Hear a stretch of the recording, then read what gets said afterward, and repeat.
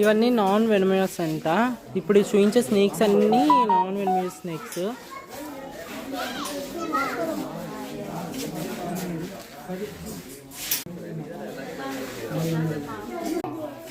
ఇది వచ్చేసి పసికల్ ఫామ్ అనుకుంటా.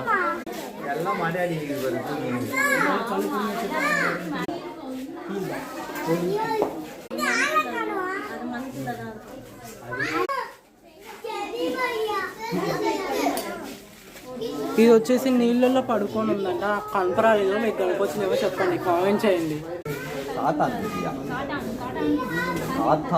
ఇదిగోండి అక్కడ ఉంది పాము.